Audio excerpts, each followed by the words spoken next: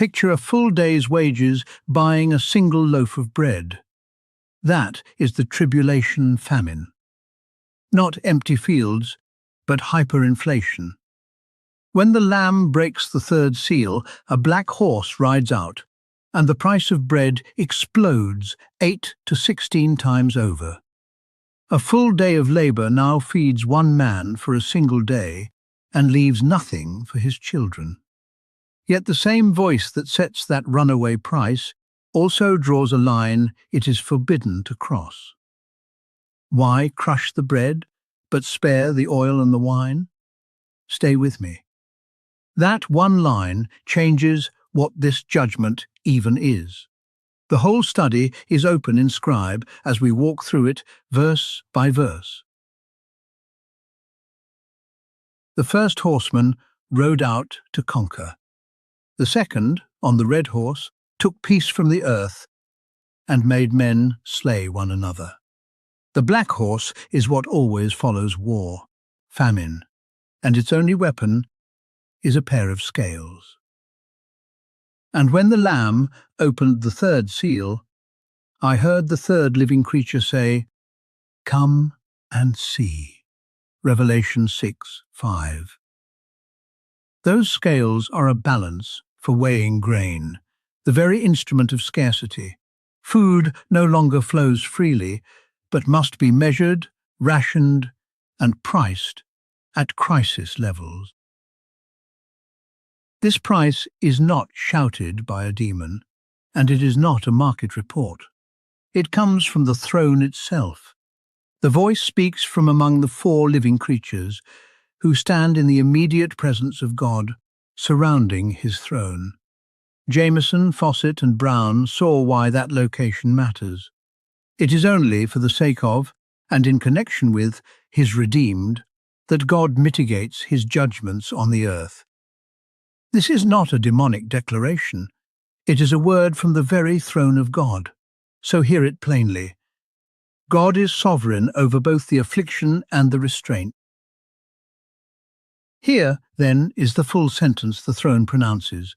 It reads like a market price list, and in economic terms that is exactly what it is, a price index of catastrophe. A quart of wheat for a denarius, and 3 quarts of barley for a denarius, and do not harm the oil and wine. Revelation 6:6. Every phrase in that line carries a weight most readers walk right past. So let us take them one at a time. Start with the measure. One Greek word measures out the terror, the choinix, the ration. The lexicon defines it plainly. The choinix of corn was one man's daily allowance, roughly a quart, about a litre of dry grain. This is the daily ration of a single worker. Ancient sources confirm it was the bare minimum allotment given even to slaves. That is the unit God's voice now attaches a crushing price to. Watch what the price does to it. Now the arithmetic that should stop you cold. The denarius, a Roman silver coin, the standard wage for a day's labor. Jesus fixed that same wage in the parable of the vineyard workers. So one full day of labor buys one single day of wheat for one person.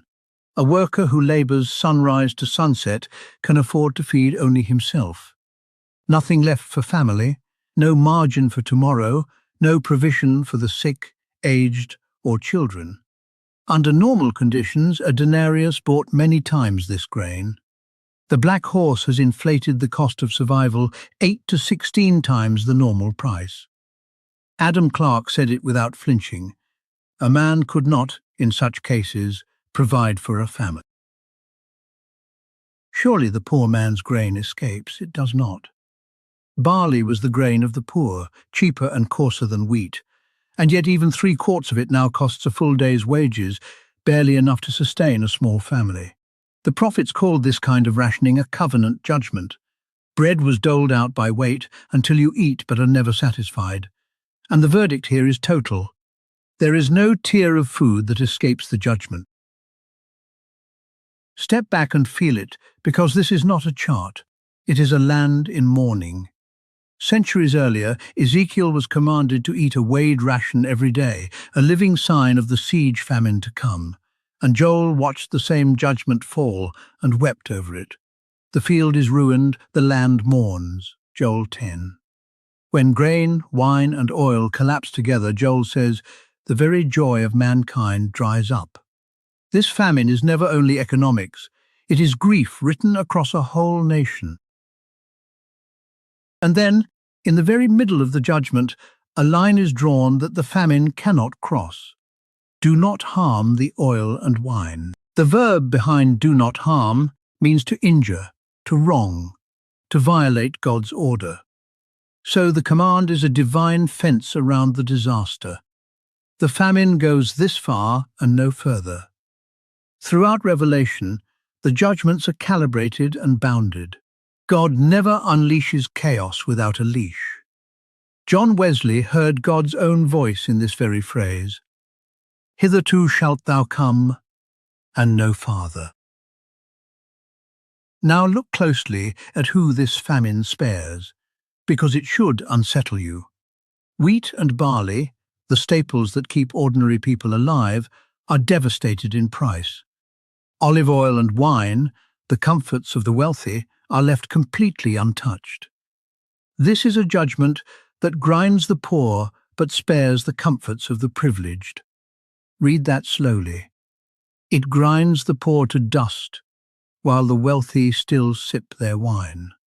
The same luxury trade of oil and wine reappears later in Revelation as the commerce of fallen Babylon. But go deeper still, because grain, wine, and oil were never merely food.